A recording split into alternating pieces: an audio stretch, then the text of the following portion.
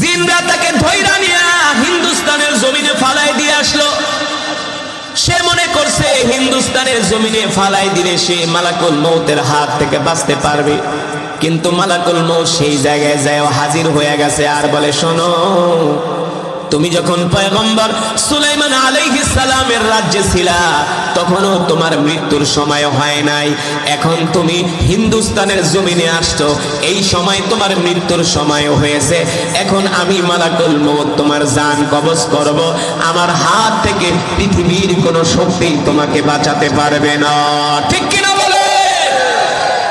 কেউ তোমাকে বাঁচাতে পারবে না। পয়গম্বর সুলাইমান আলাইহিস সালাম শুধু মানুষের নবী ছিলেন না, তিনি ছিলেন জিনদের নবী। তিনি সিংহাসনে বৈশা সারা পৃথিবী ভ্রমণ করতেন আর তার রাজ্য দেখতেন। পয়গম্বর সুলাইমান আলাইহিস সালাম তার একজন উম্মত। মৃত্যুর সময় হয়ে গেছে, মালাকুল মউত তার সামনে আসছে, আয়েশা শুধু হা করে তাকাইছে। আজরাইলের চোখ দেখা ওই পয়গম্বর সুলাইমান আলাইহিস সালামের উম্মত ভয় পেয়ে গেছে। এত বড় বড় চোখ আজরাইলের, এত বড় বড় চোখ আজরাইলের। পয়গম্বরের কাছে আয়েশা বলে, পয়গম্বর, ও পয়গম্বর, তাড়াতাড়ি করে আমারে বাঁচান। বলে, কি হইছে? একটু আগে আমার কাছে মালাকুল মউত আসছে, আজরাইল, তার বড় বড় চোখ দেখে আমি ভয় পেয়ে গেছি। পয়গম্বর মালাকুল মউত আজরাইলে ডাক দিছে, আজরাইল এদিকে আসো, তুমি নাকি আমার উম্মতের দিকে বড় বড় চোখ করে তাকাইছো। মালাকুল মউত বলে, না পয়গম্বর, আমি আপনার উম্মতের দিকে বড় বড় চোখ করে তাকাই নাই, আমি নরমালি তাকাইছি, আমি নরমালি তাকাইছি। পয়গম্বর তার উম্মতকে জিজ্ঞেস করে, আজরাইল তো তোমার দিকে বড় বড় চোখ করে তাকায় নেই, সে তো নরমালি তাকাইছে, তুমি ভয় পাইছো? বলে, হ, আজরাইলের দেখার সাথে সাথে আমার প্যালপিটেশন শুরু হয়ে গেছে, আপনি আমারে বাঁচান। পয়গম্বর বলে, আমি তোমার জন্য কি করতে পারি? বলে, শোনেন, আপনার কথা তো জিনেও শোনে, আপনার কথা তো বাতাসও শোনে, আমার একটা কাজ করেন, আমি আপনার রাজ্যে যেখানেই যাই সেখানে আমি মালাকুল মউতরে দেখতে পাই। ওই যে মৃত্যুর 40 দিন আগে মালাকুল মউত আজরাইল আসে কয়বার? দৈনিক একবার। 37 দিন একবার, আর বাকি 3 দিন আসে 3 বার। তো দিনে তো একবার মালাকুল মউতরে দেখলেই ভয় পায়। দেখলে কি মালাকুল মউত এসে তাড়াতাড়ি করে তওবা কর, চোখ দেখলেই ভয় পায়। পয়গম্বর, আপনার কথা তো বাতাসও শোনে, জিনও শোনে, তাইলে আপনি আমার একটা উপকার করেন। বলে, কি উপকার? আপনি একটা কাজ করেন, আপনি বাতাসে নির্দেশ দেন অথবা জিনকে নির্দেশ দেন, যাতে করে বাতাস আর জিন আমাকে আপনার এই রাজ্য থেকে কোনো একটা অন্য জায়গায় নিয়ে ফালায় আসে, অথবা হিন্দুস্তানের জমিনে অথবা 7 সমুদ্রের ওই পারে আমাকে যাতে বাতাস আর জিন নিয়ে আমাকে কোনো জায়গায় ফেলে আসে যেখানে মালাকুল মউত যেতে পারবে না। এটা হলো তার মনের কথা। সে মনে করছে তারে ওই রাজ্য থেকে অন্য জায়গায় নিলে আর আজরাইল সেখানে যেতে পারবে না। এই কথা শোনার পরে পয়গম্বর মুসকে মুসকে হাসতেছে। পয়গম্বর তো জানে আজরাইল তো সব জায়গায় যাইতে পারে। পয়গম্বর বলে, ঠিক আছে, তুমি কি খুশি? বলে, হ্যাঁ, তাড়াতাড়ি আমারে বাঁচান। প্রতিদিন আজরাইল আসে আর বড় বড় করে চোখ করে তাকে আমি ভয় পাই। পয়গম্বর জিনদেরকে নির্দেশ দিল, এ জিন, যাও যাও আমার এই উম্মতকে নিয়ে হিন্দুস্তানে ফালায় আসো। এবার একদল জিন তার 2 হাতে দইরা উড়াইতে উড়াইতে একেবারে তার রাজ্য থেকে আইনা হিন্দুস্তানে ফালায় গেছে। এক জঙ্গলের ভিতরে বৈশা ওই মালাকুল মউত যাকে খুঁজতেছে সে এক জঙ্গলের ভিতরে বৈশা ইবাদত করতেছে। হঠাৎ করে তাকায় দেখে মালাকুল মউত তার চোখের সামনে এসে হাজির হয়ে গেছে। আল্লাহু আকবার। মালাকুল মউত আজরাইল তার দিকে বড় বড় করে চোখ করে তাকাইছে। ওই লোক ডাক দিয়া বলে, মালাকুল মউত, আপনার ভয়ে পয়গম্বরকে বইলা ওই রাজ্য থেকে আমাকে হিন্দুস্তানে আইনা ফালায় দিয়া গেল, এই জায়গায় আসছেন আপনি আমাকে ধরার জন্য। মালাকুল মউত বলে, শোনো, তুমি যখন পয়গম্বর সুলাইমান আলাইহিস সালামের রাজ্যে ছিলা তখনও তোমার মরণের সময় হয় নাই। আল্লাহ তাআলা কোরআনুল কারীমের মধ্যে বলেন, ইদা জা আজালুহুম লা ইস্তাখিরুনা সাআতাও ওয়া লা ইস্তাকদিমুন। আমি আল্লাহ রাব্বুল আলামিন দুনিয়ার প্রত্যেকটা মানুষের মৃত্যুর একটা নির্ধারিত সময় দিয়া দুনিয়াতে পাঠাইছি। এই মৃত্যুর নির্ধারিত সময়ের আগে পৃথিবীর কোনো মানুষের মৃত্যু হবে না, 1 সেকেন্ড আগেও না, 1 সেকেন্ড পরেও না। আল্লাহ তাআলা কোরআনুল কারীমের অন্য আয়াতে বলছেন, ওয়ামা তাদরি নাফসুম মাযা তাকসিবু গাদা ওয়ামা তাদরি নাফসুম বিআইয়ি আরদিন তামুত। আল্লাহ রাব্বুল আলামিন বলেন, নবী দুনিয়ার মানুষদেরকে বলে দেন, দুনিয়ার মানুষ জানে না কোন জমিনে তার মৃত্যু হবে, দুনিয়ার মানুষ জানে না আগামীকাল সে কি খাবে, ঠিক কিনা বলে? আমরা কি জানি আগামীকাল আমরা কি খাবো, কোথায় আমাদের মৃত্যু হবে আমরা কি জানি? বাবা গেল, দাদা গেল, নানা গেল, নানি গেল, কখন জানি আমারও ডাক চলে আসে। এই পৃথিবীতে কত বড় বড় রাজা বাদশা ছিল, কত বড় বড় আমির ওমারারা ছিল, আজকে তাদের কবরের উপরে গরু আর ছাগলে ঘাস খায়। কথা কথা আপনাদের এলাকায় এমনও বড় বড় মাতবর হলদার ছিল যাদেরকে মানুষ দেখলে ভয় পাইত, আসিল। এখন তারা কবরে শুয়ে আছে, তাদের কবরের উপরে যায় গরু আর ছাগলে ঘাস খায়, ঠিক কিনা বলেন? আল্লাহ রাব্বুল আলামিন সেই কথাই কোরআনুল কারীমের মধ্যে বলছেন, এ দুনিয়ার মানুষ নাফরমানি করিস না, আল্লাহর অবাধ্য হইস না, নামাজ ছেড়ে দিস না, দিন ছেড়ে দিস না। কুল্লু নাফসিন যায়িকাতুল মাউত, প্রত্যেকটা মানুষকে মৃত্যুর স্বাদ গ্রহণ করতে হবে। আল্লাহ রাসূলের হাদিস, একজন মানুষ যখন মারা যায় 40 দিন আগে মালাকুল মউত তার কাছে আসে। কয়দিন আগে? 40 দিন আগে মালাকুল মউত তার কাছে আসে। যুবক ভালো করে খেয়াল করো, তোমাদের কোনো বন্ধু কোনো ফ্রেন্ড যদি মারা যেয়ে থাকে, দেখবা 40 দিন আগে তার কথাবার্তার ভিতরে একটা পরিবর্তন, তার চলাফেরার মধ্যে একটা পরিবর্তন, তার খাওয়া দাওয়ার মধ্যে একটা পরিবর্তন, তার লেনদেনের মধ্যে একটা পরিবর্তন। সে কথায় কথায় মাঝে মাঝেই বলে, দোস্ত কোনো অন্যায় করে থাকলে মাফ করে দিস, ঠিক কিনা? যে মানুষগুলো মারা যায়, আল্লাহ নবী বলেন 40 দিন আগে মালাকুল মউত আজরাইল তার কাছে আসে।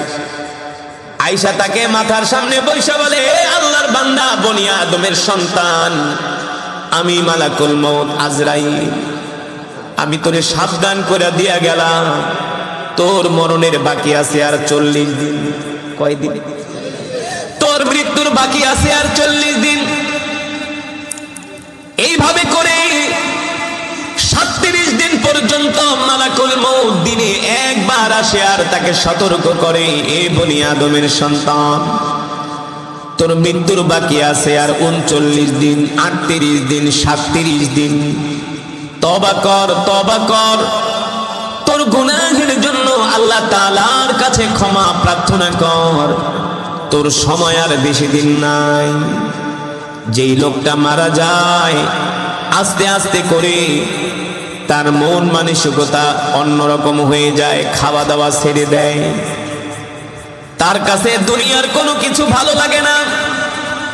আত্মীয় স্বজনের কাছে যায় বলে, ভাই ক্ষমা করে দিও, জানি না কোন দিন দুনিয়া ছেড়ে চলে যায়, যদি আমার কোনো কথায়, আমার কোনো কর্মে কষ্ট পেয়ে থাকো, আমাকে ক্ষমা করে দিও। দেখবেন অনেক মানুষ মারা যাওয়ার পরে সন্তানকে ডাকে, ডাইকা বলে, বাবারে তুই তোর মাকে দেখা রাখিস, বোনদেরকে দেখা রাখিস, আমি যদি মারা যাই, সে যদি মুমিন হয়, বলে ওই জায়গাটায় আমার কবর দিস, যদি মুমিন হয়, জান্নাতি হয়, বলে বাবারে ওই জায়গায় আমার কবর দিস, অমুক ইমাম সাহেবরে ডাক দিয়ে আমার জানাজা পড়াইস, যদি মুমিন হয়, জান্নাতি হয়। আর যদি জাহান্নামী হয়, তাহলে এই সমস্ত কথা সে বলতে পারে না, নেক আমলও করতে পারে না। নেক আমল করার ক্ষমতাটুকুন, হেদায়েতটুকুন আল্লাহ তার থেকে উঠায় নেয়। তার কারণ হলো, যে মানুষটা সারা জীবন আল্লাহর নাফরমানি করছে, মরণের সময় সে ভালো কাজ করবে এটা কোনোদিনই হতে পারে না, ঠিক কিনা বলে? এই কারণে মৃত্যুর সময় যখন তার থাকে মাত্র 3 দিন বাকি, তখন মালাকুল মউত দিনে 3 বার আসে তার কাছে। কয়বার? সকালে একবার আসে, দুপুরে একবার আসে, আর রাত্রে একবার আসে। আয়েশা বলে, এ বনি আদমের সন্তান, তোর মৃত্যুর বাকি আছে আর মাত্র 3 দিন। তওবা কর, তওবা কর, তওবা কর, আল্লাহর কাছে ক্ষমা চা।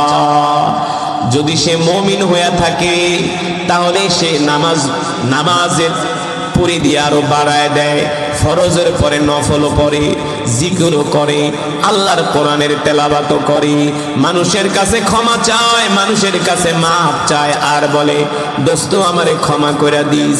যদি মরে যায়, আমার মৃত্যুর কথা শুনলে আমার কবরের কাছে যায় আমার জন্য দোয়া করিস, ঠিক কিনা বলে?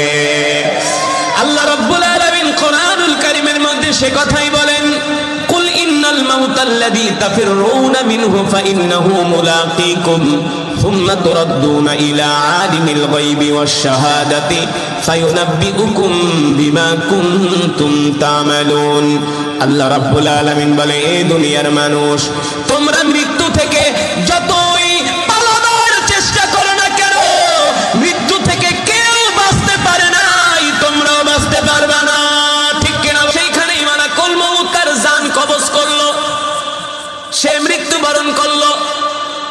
আল্লাহ রাব্বুল আলামিন কোরআনুল কারীমে সে কথাই বলছেন, এই দুনিয়ার মানুষ, আমি আল্লাহ তোমাদেরকে দুনিয়াতে পাঠাইছি কিছুক্ষণের জন্য, অল্প হায়াতের জিন্দেগি দিয়ে আমি আল্লাহ তোমাদেরকে দুনিয়াতে পাঠাইছি। এই দুনিয়াতে যায়া তোমরা কেউ নাফরমানি করবা না, আল্লাহর অবাধ্য হব না, আল্লাহর হুকুম কেউ অমান্য করবা না, আল্লাহ তাআলার ইবাদত করো, আল্লাহ তাআলার হুকুম মানো। কারণ এই পৃথিবীতে তোমরা থাকতে পারবা না। তোমরা কি ধারণা করছো আমি আল্লাহ তোমাদেরকে দুনিয়াতে এমনি এমনি পাঠাইছি? আল্লাহ রাব্বুল আলামিন বলেন না, আফাহাসিবতুম আন্নামা খালাকনাকুম আবাথা ওয়া আন্নাকুম ইলাইনা লা তুরজাউন। আল হিসবান অর্থ ধারণা করা, উপলব্ধি করা।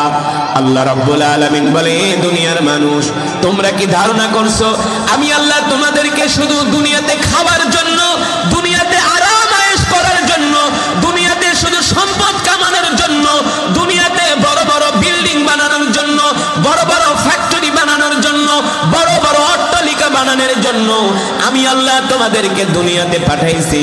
আল্লাহ রাব্বুল আলামিন বলে, না না, এই জন্য আমি আল্লাহ তোমাদেরকে শুধু দুনিয়াতে পাঠাই নাই, আমি আল্লাহ দুনিয়াতে পাঠাইছি এই দুনিয়ার জমিনে আমার রিজিক খায়া একমাত্র তোমরা আমার ইবাদত করবা।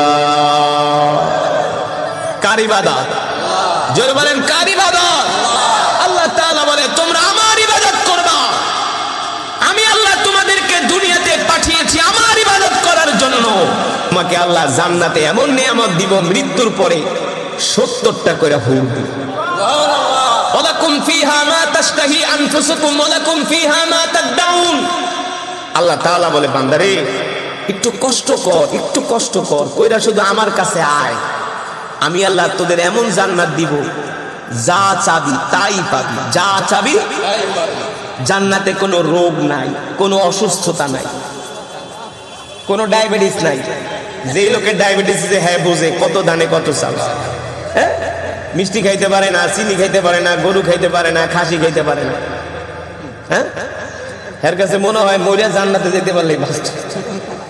এই সকালে উঠটা দৌড়াইতে হয়।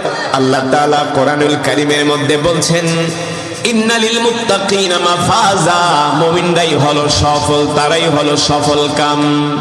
হাদাইকা ওয়া আনাবা ওয়া কাওয়াইবা আতরাবা।